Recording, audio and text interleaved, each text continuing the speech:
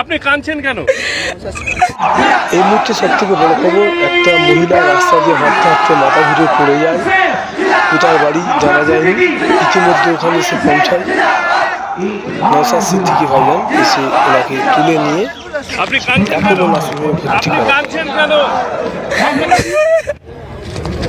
কি হয়েছে আপনার? আপনি কাঁদছেন কেন?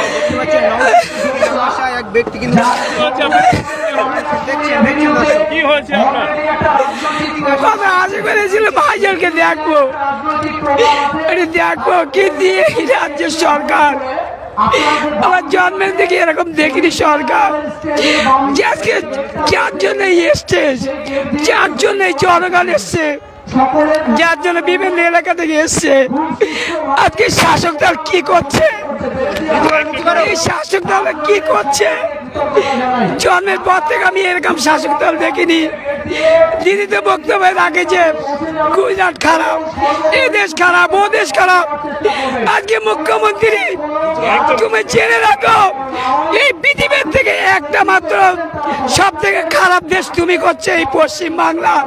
মাননীয় মুখ্যমন্ত্রী বলবো, যার জন্য আমরা এখানে এসেছি সেই ভাইজান আমাদের প্রত্যেকের অন্তর আছে, প্রত্যেকের অন্তর আছে, হয়তো চোখে দেখতে পাইনি কিন্তু তার কণ্ঠগুলো আমরা শুনেছি।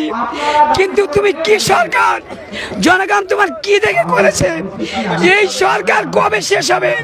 এই সরকার, আমি প্রত্যেক জনগণ মানুষকে বলবো, এই সরকারকে 2026-26-এ একার রাখবেন না। যদি রাখেন আজকে তিলকতার মতো রেপ করবে ঘরে ঘরে রাস্তায়, কিন্তু বিচার পাবেন এই সরকার থাকলে। কদম গাছি কখন এসেছেন? অনেক কষ্টে এসেছি, খাওয়া দাওয়া করেছেন? খেয়েছি আমরা।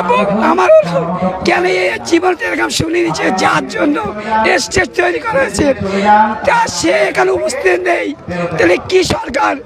এই সরকার, আমি প্রত্যেক মানুষকে, হিন্দু খ্রিস্টান জন্য সকলকে বলবো, এই মমতা ব্যানার্জিকে আগামী 26-এ যে ইলেকশন আছে একে প্রত্যাখ্যান করুন। না হলে আগামী দিনে আপনাদের এরকম করবে, ওই একা রাজত্ব করার চেষ্টা করলে আগামী দিনে কারোর কোনো থাকবে না, স্বাধীন বলে কিছু থাকবে না। স্বাধীন যদি হতে হয় মমতাকে সরাতে হবে, মমতাকে না সরালে এইভাবে চলতেই থাকবে, মানুষ কোনো সুরক্ষা পাবে না। আমরা আজকে ছোট ভাইকে দেখার জন্য এসেছিলাম, যার জন্য এইসব এত হ্যারাসমেন্ট। যিনি এমন এই নির্লজ্জ সরকার, মাননীয় মুখ্যমন্ত্রী, ওনাকে 14 তলা থেকে জনগণ আগামী দিন নামায়।